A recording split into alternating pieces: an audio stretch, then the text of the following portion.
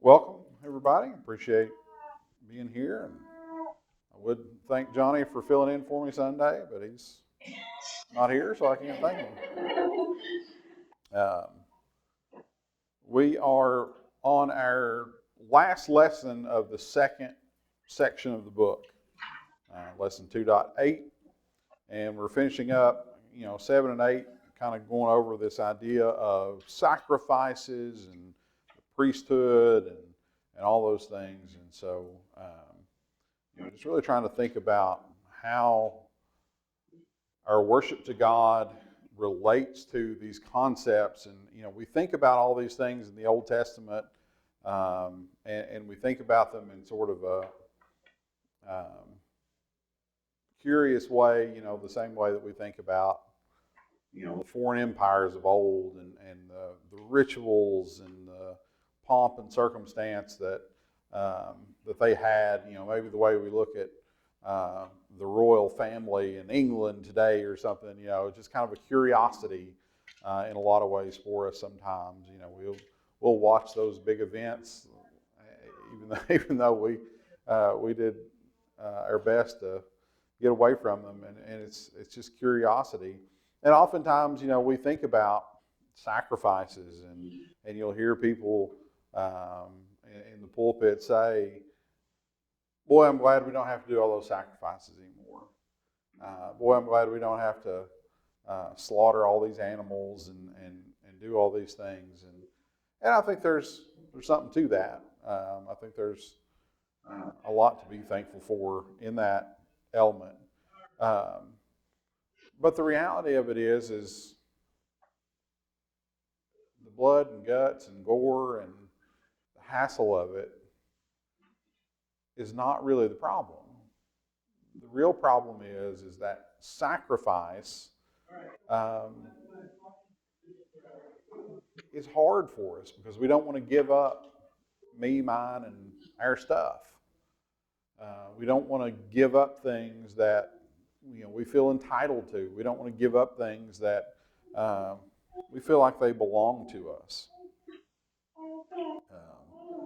We're way too quick to say how hard we worked for something, how much we did for something, and never really give God the recognition and the glory and honor that He deserves for the provision that He's made for our lives. And certainly we need to think about that.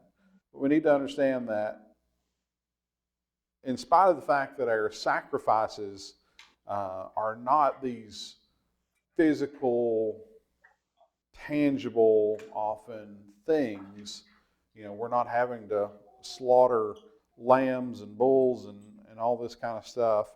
We're not having to give up crops and these kind of things to some priests. God still requires sacrifice. And the reality of the sacrifice that God requires is that it really hasn't changed. And so that's what we want to try to understand from this lesson. And let's first look at probably the first and most famous example of this. Let's go back to Genesis. Genesis chapter 4.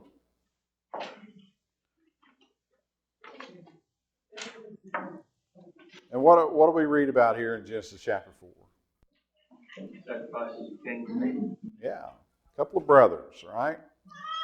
And anybody in here that's got a brother knows what a hassle they are, knows what a drag they are, know all the problems that come along with them. And Cain and Abel being the first brothers kind of set the tone for that relationship for the next few thousand years. But what was the, for lack of a better term, what was the beef? It's literally been beef.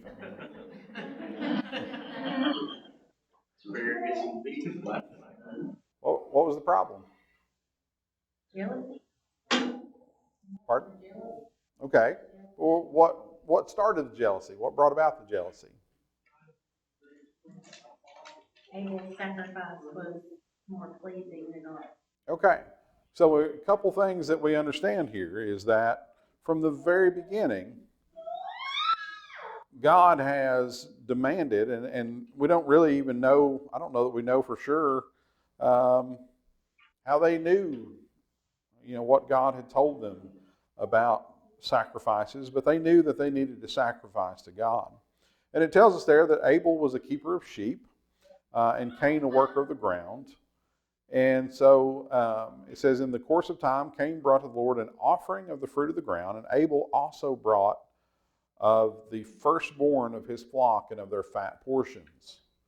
And so, we're not told specifically what was wrong with Cain's sacrifice. I don't think it's that, God wanted sheep instead of granola.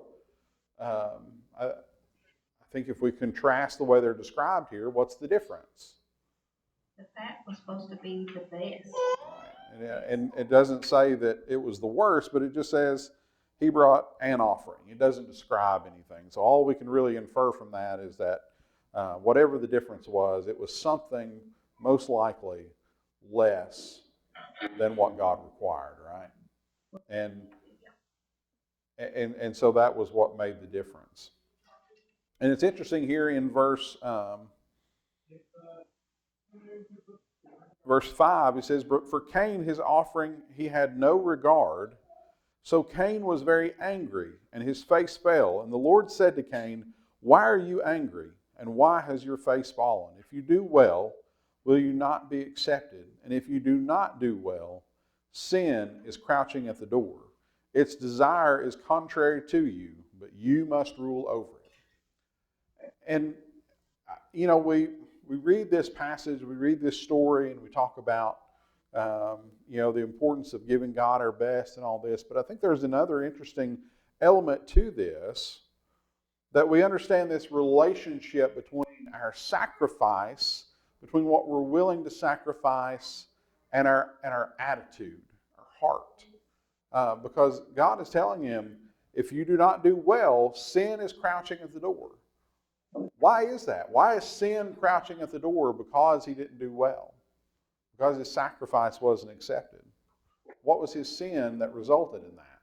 I think it's notable that Cain got angry instead of sad or disappointed. So to me, that kind of shows, in my situation, a lot of times whatever's in my heart is what bubbles to the surface. So when somebody cuts me off the traffic, I get mad. Yeah. I don't, that's the emotion I feel, because that's what's in my heart. And maybe that's what was wrong. Maybe that's why Cain's sacrifice was accepted, because of his heart. Absolutely. Yes. I saw a quote today that said, "Envy is sorrow at another's good." Envy is sorrow at another's good. Absolutely. Yeah. So, but all those things that both of you just talked about, was him murdering his brother the first sin? No, it wasn't, was it? I think sometimes we mistake that. We think, well, he didn't sin until, I don't know what he did. He hit him over the head with a rock. Didn't you hit your brother with a hammer one time? Yeah.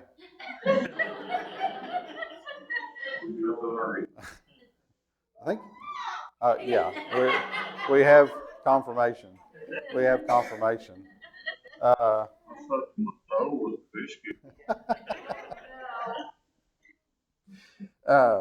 His first sin was what? Jealousy. Yeah. His jealousy, his anger, and all those things came out of this heart that was not seeking righteousness. It was not seeking to please God. It was seeking his own selfish desires. And so that's that relationship between sacrifice and sin, is if we're unwilling, if we're unwilling to give the best of these physical things to God, then we're certainly not going to be willing to give deeper things of our heart, of our mind, and certainly of our spiritual selves to God as well. And so there's a very much a revealing about who we are, about what we think of God, and what place that we put Him in our life, in our heart, based on our attitude toward sacrifice. And so all those things come together in that way. And what does it tell us about God that He rejected Cain's sacrifice? What does that reveal to us about God? Shows that he knows our inner. Okay, I think that's a great point. I hadn't even thought about that. Yeah, he knows what we're about. Yes. Right. That's a great point. What else? He has expectations. Absolutely. Absolutely. God also knows who God is, right? He knows that He is worthy of our best. He knows what He has given to us, which is, in case we forget, everything. And He knows that whatever it is that He's demanding is quite small in comparison to what He's given. And so it's really not, we like to throw the word fair around quite a lot, don't we? I'm always amazed at how quickly even our kids have started with that. When I tell them, maybe we're not going to watch TV. It's not fair. What is unfair about that? But it's just the shaming reality of that is that's just a mirror of our own bigger unwillingness to sacrifice things, to be willing to suffer the least little inconveniences that God may require of us. Well, if Cain had really been desiring to please God through sacrifice, wouldn't he have been sad at the rejection instead of angry at it? Yeah. It brings in a matter of pride. Absolutely. I mean, the proper response there would have been a desire to do better, a sorrow at displeasing God, and maybe going to his brother and saying, hey, can you help me understand where I went wrong? Or, can you help me remind me if you need to of what it is that God requires, whether he didn't fully understand because he hadn't tried to understand, or whatever the case may have been. A contrite heart would have changed the situation, but instead his heart was hardened. And so it caused his anger and caused him to sin, not only against God, but against his brother. So throughout the Old Testament, we see examples of sacrifice. Building altars, Abraham's sacrifices, as he went around and the traveling and sojourning that he did there in Genesis chapter 12, everywhere he went, in Shechem and between Bethel and Ai, near Hebron, what did he do? And all the places that he stopped and along his journeys, what did he do? Yeah, he set up an altar. He set up an altar and made sacrifices to God. And why do we suppose that he did that? Had God told him, every time you stop, build an altar and make a sacrifice to me? I don't know that we can find that explicit instruction anywhere. I mean, obviously, just like with Cain and Abel, they knew that God required sacrifices. But why do we think he did that? And I don't know that there's a particularly right or wrong answer here. I just think it's an interesting question. Pardon? Because he's grateful. Okay.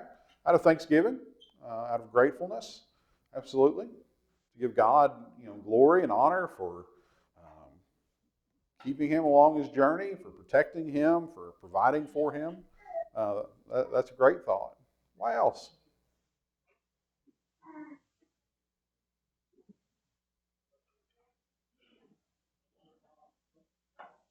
Well, I kind of go back to our discussion the other day about somebody called it, vertical and horizontal worship. I think he's also setting an example to those around him. that this is who I am, this is who I serve, and this is who you should serve. He's providing in his worship an example to those who he encountered that this is the God that I serve, and this is what is pleasing to him. Yes. Oh, you just okay. Sorry.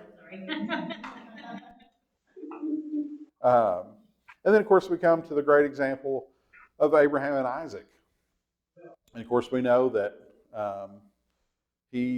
God called on him to sacrifice his son. And what was Abraham's attitude about that request, about that demand? Take everything I have and give him everything. Yeah, he didn't. There was no hesitation. There was no negotiation. There was no, well, what I got a lot of goats. I got a lot of sheep. We could make a trade here. And he said, okay, we'll do this thing. What does that demonstrate about Abraham? Faith. Absolutely, an extreme kind of faith, and a faith. What would we say particularly about that faith? Have there been rulers? Have there been even little g false gods that have demanded things like this? That have demanded sacrifice, human sacrifice, even throughout history? Absolutely. What was the problem with those sacrifices? They were leading to nothing. There was. Some people may have gone ahead and done it, but I would imagine there was some hesitancy. But Abraham here understands that God is a God who doesn't do things for flippant reasons. He doesn't do things without cause, and he doesn't ask for anything that he doesn't deserve. He doesn't ask for anything that is impossible. He understood that God can provide a way. God will make this right. God will make this a good thing. And even though I can't see where this is going, I can't understand why this is important, I trust God to take care of it. And so, of course, we know that God provided a substitute, and it's this great prophecy or anti-type relationship, however you want to look at it, of Jesus who was to come. But it tells us something about sacrifice and about the faith that we have to have in God, because that attitude that we saw in Cain and Abel,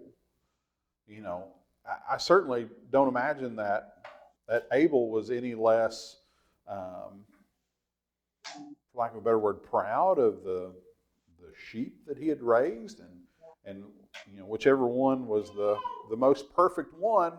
I'm sure it probably in some way was a little bit I'd like to have that for my supper, but he understood that this was nothing in comparison to the blessings and the goodness of God. He had the faith that whatever he gave to God, he would receive back many times over. And Cain maybe didn't have that faith yet, in saying, well, if I give up this, what am I going to eat? And we see that relationship between God and his people over and over again. The people of Israel, when they sojourned in the wilderness, and God provided for them and gave them everything they needed. And still, when they left Egypt and things looked difficult, what did they start grumbling about? What did they say? Let's go back to Egypt. Let's go back to slavery. How quickly our faith can fall away from us. If you go over and take that trip from Cairo down to Mount Sinai, you would understand. Is it? Yeah. The did you get weary on that air conditioned coach? But can you imagine Yeah. a million people or however many it was? Yeah. Walking down a wadi that was maybe 100 yards wide and only had a few little bushes growing. Yeah. And, well, that's the way it was at the end. When they started out, it just sand dunes. Yeah. No doubt. No doubt. But certainly they should have known the promises of God, and that He would take care of them. I think that's part of that, God crediting him as righteous, because he believed God, you know.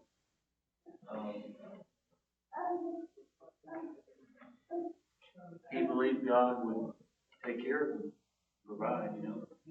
Absolutely. And the reality is we have to be careful in assuming that God is going to take care of us in the way that we want to be taken care of. Sometimes, and that's the whole basis of the health and wealth doctrine. I mean, turn on your TV sometime and click around, and you'll find that. If you'll just send me your donation, God will pay you back many thousands over. You get rich quick by making me rich, kind of. But don't you think there's a little bit of a difference there with the way God communicated with Abraham and the way He communicates with us today through a 2,000-year-old book? I mean, God talked to him directly or through a vision, whatever, however, through angels. There was a little bit more intimate communication there than what we have today. Not that we have any reason to be less faithful, but it was a different time, a different world. Absolutely. And of course, that was all necessitated because, this doesn't exist. This history of God doing what He says He's going to do was not quite as evident, and these things not written down for all those generations. And so God had to do that. But absolutely, I mean, there was a more direct path of communication, but still it required taking that faith and having that longer view. I think that's what it really comes down to for us just as much as it did for them. That today may be hard, but we're looking toward something greater with an eternal God. And so sacrifice had a lot of different modes and a lot of different things that came along. The Passover, there in the Exodus, what did they have to do in order to be saved from this apocalyptic death that's coming down in this plague on the Egyptians? Put blood on there. Yeah, they had to sacrifice this lamb, and they had to put this blood on the doorpost. And did the blood have some sort of magical repellent property to the angel of the Lord? Not at all. But what did it do? What did it demonstrate? It demonstrated obedient faith, right? And it's that same kind of obedient faith that God wants from us today. When He sees that sign, He passed over the house, and He's made the same promise to us today, that when He sees that sign, when He sees that we have been washed in the blood, that we have been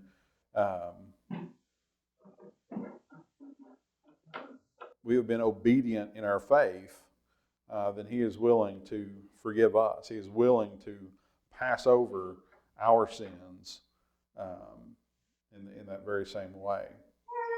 And I think you made a great connection between, your willingness to make these sacrifices to your heart, willingness to to, receive the spiritual blessings by giving these physical things. And, my mind went almost immediately to Matthew 19. It took me a minute to find the rich young man that Jesus talked to about, he said, all this you've done, but you lack one thing. Go and sell all your possessions. And I just, could I do that? Yeah. Yeah, and so the rich young ruler is a perfect example of that, in that, he seemed to have a genuine desire for salvation, didn't he? I mean, he was seeking, but he was unwilling to give up the here and now for eternity. He was unwilling to give up what brought him pleasure, power, wealth, status, whatever it may have been in that day and age, in his own time and his own lifetime. Maybe security. Yeah. And so he wanted it, but he didn't want it worse than he wanted the here and now. And he wasn't willing to sacrifice, because even, when Jesus makes that point, if it was about the money, he would have had all kinds of money to give. But when Jesus says, sell everything, what he's really asking him is, can you give up your life to serve me? And he couldn't do it. And Jesus is asking all of us the same question. Is are you willing to make your life a living sacrifice? And Jesus is kind of the ultimate demonstration, the ultimate example of a living sacrifice. His very coming to the earth is a massive sacrifice. Let's turn over to the book of John.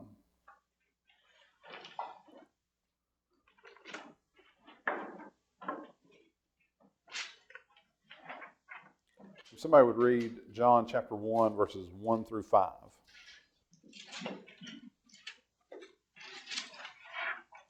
In the beginning was the Word, and the Word was with God, and the Word was God. He was in the beginning with God. All things were made through him, and without him was not anything made that was made. In him was life, and the life was the light of men. The light shines in the darkness, and the darkness has not overcome it. Okay, so here in this first section, we understand that Jesus, he's the Word, he was with God, and he's been with God from the very beginning. He's always been. He was in heaven. He was in that same glorified place with God. And then let's skip down to verses 9 through 10. Somebody read verses 9 and 10 for us. This was the true light that coming into the world enlightens every person. He was in the world, and the world came into being through him, and yet the world did not. So, Jesus, part of this Holy Trinity, who was there in the beginning, who was with God, who was part of this process of creating the world, humbled himself to come to this creation, to be lowered from glory in heaven. And what was the response? Well, that was the ultimate response, but long before even that, they did not receive him.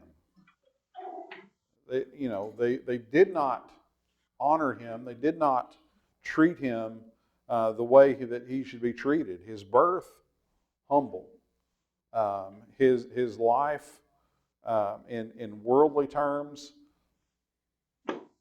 inconsequential up until his ministry. He was not treated in any way as the King of Kings and Lord of Lords.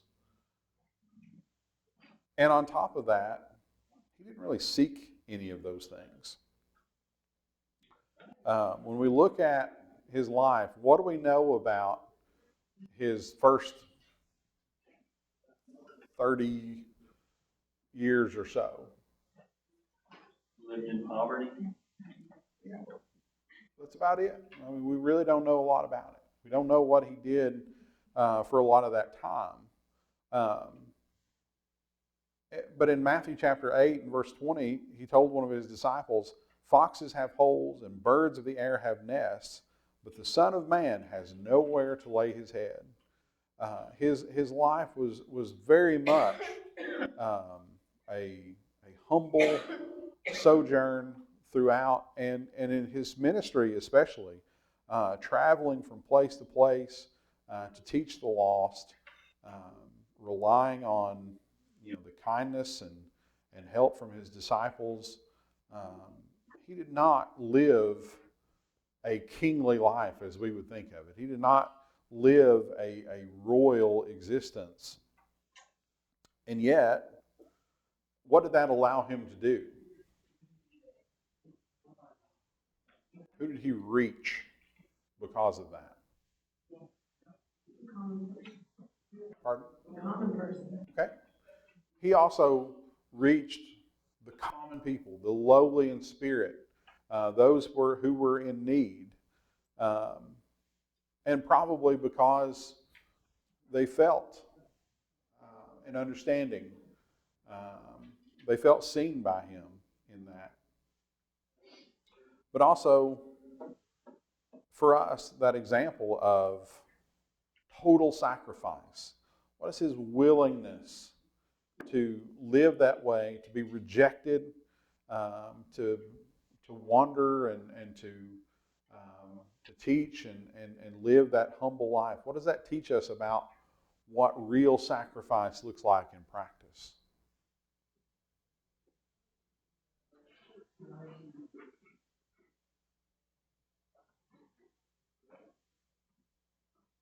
Requires humility. I'm sorry, say that again. Requires humility. Okay, requires a lot of humility, absolutely. But it should be all-encompassing, right? So often we slip that check in the contribution box on Sunday. Boy, I really sacrificed.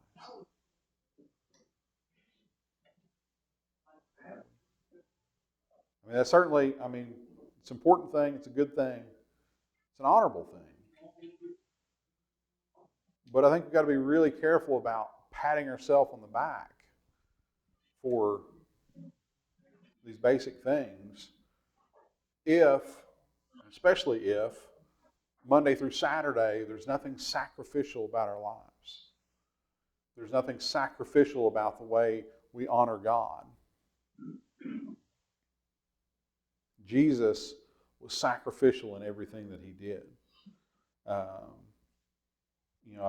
reminded of the response that David gave when he was trying to buy the threshing floor, and he said, "Whatever you need, it's yours." And what was David's response? You remember what he said? "How can I offer to the Lord that which costs me nothing?" And I'm afraid that so often the things that we are willing to sacrifice to God are things that come pretty close to costing us nothing. When they're token gifts, when they're token things, when we say to ourselves, well, I donated a bunch of money to the church, so that takes care of all the teaching and all the preaching and all the doing good, right? Think of it like we do our taxes, rather than understanding that this is one element in a whole life, in a whole attitude of sacrifice.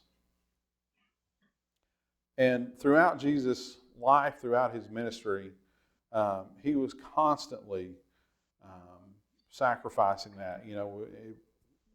The book gives the example of when he's reading from Isaiah in the temple, and he's telling them, I am he. This prophecy is being fulfilled today in your hearing, and they're all amazed, and before long they're trying to run him off a cliff to kill him.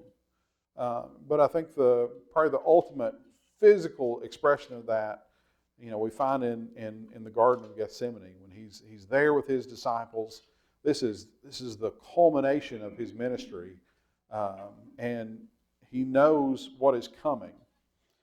And you would think, after everything that had been said and after everything that had been done, that his closest disciples, his closest followers,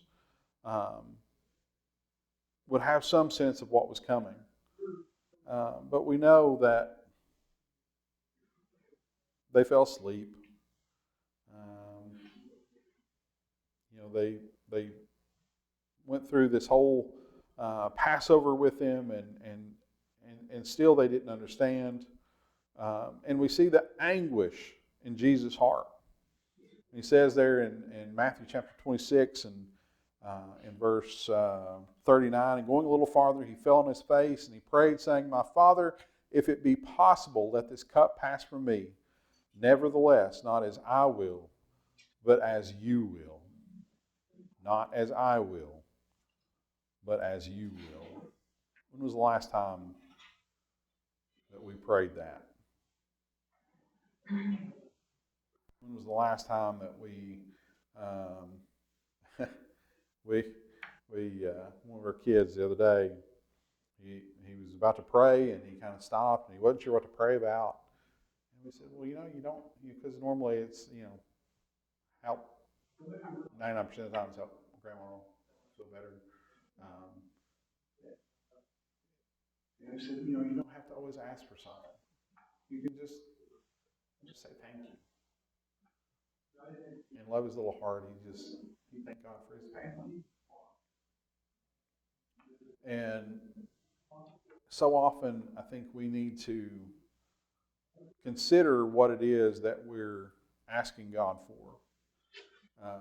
And are we looking for opportunities to sacrifice? Are we looking for ways to give ourselves to his work and to his kingdom, rather than looking for ways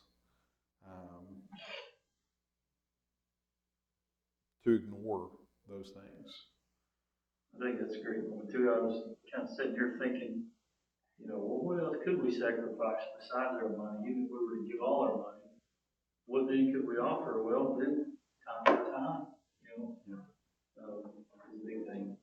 Trying to spread the gospel and teach others and help others, Absolutely.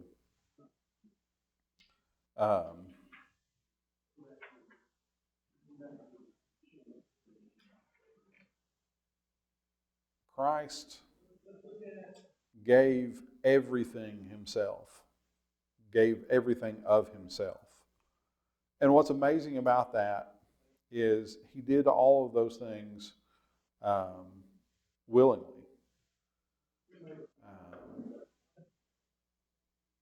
When they came to the garden to take him away, his disciples wanted to fight.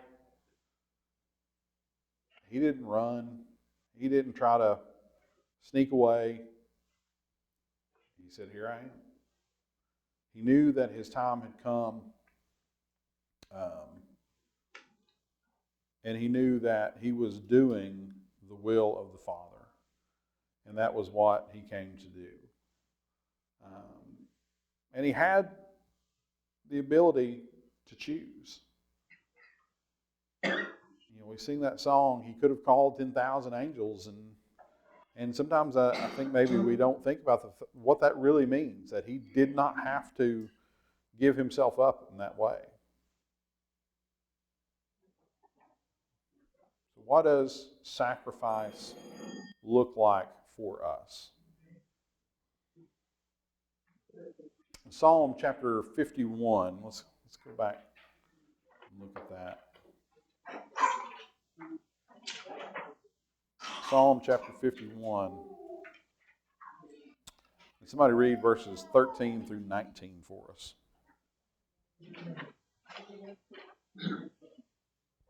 And I will teach wrongdoers your way, sinners will be converted. Save me from the guilt of bloodshed, God of my salvation. Then my tongue will joyfully sing of your righteousness. Lord, open my lips so that my mouth may declare your praise. You do not delight in sacrifice, otherwise I would give it. Do not take pleasure in burnt offerings. The sacrifices of God are a broken spirit. Broken and a contrite heart, God, you will not despise. By your favor, do good to Zion, build the walls of Jerusalem. Then you will delight in righteous sacrifices, and burnt offering, whole burnt offering, then bulls will be offered on your altar. Okay, so David here in this psalm is understanding that if our hearts are not where they're supposed to be, if our spirit is not what it ought to be, then all the goats and bulls and grain and whatever you want to name, money, and gold and silver in the world, he will have no delight in those things. He says the sacrifices of God, the things that he values, the thing that he desires, is a broken spirit, a broken and contrite heart. What does that mean? What does that word contrite mean? What do you think of when you hear that word?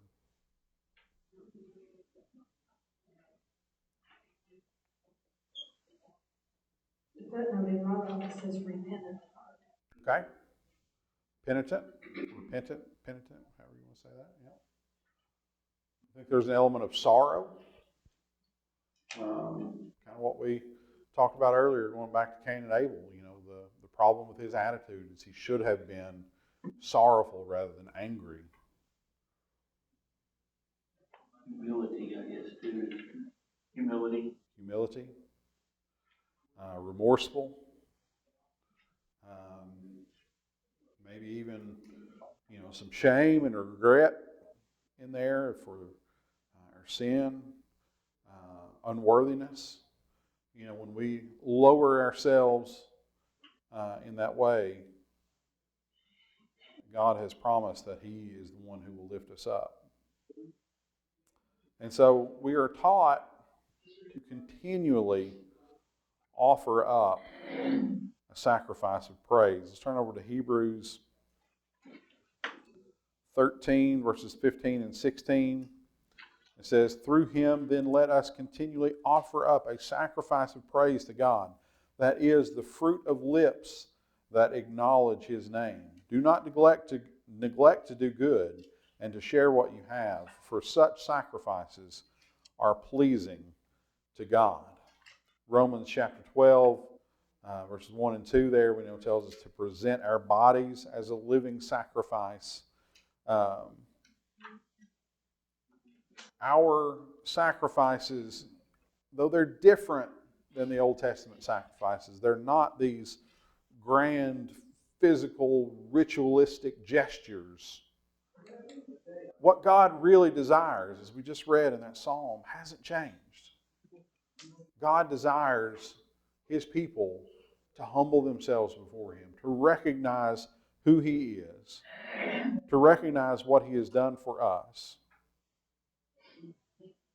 and then to sacrifice our physical self, to sacrifice that carnal self, and no longer serve those fleshly needs, those fleshly desires, because we, much like Jesus, have dedicated ourselves to His will. And so we're taught to praise Him, we're taught to honor Him, and we're taught to live lives that are pleasing and honorable to Him. And so with our last minute here, how do we do that? We're out of time. I'm going to give you what I wrote down. I wrote down allowing the needs of others to trample on mine. And I think, that kind of summarizes the attitude that we need to have, is that if we start to put the needs of others, and certainly the needs of the kingdom, ahead of our own, then we might be on our way to being pleasing to God. Thank you guys so much.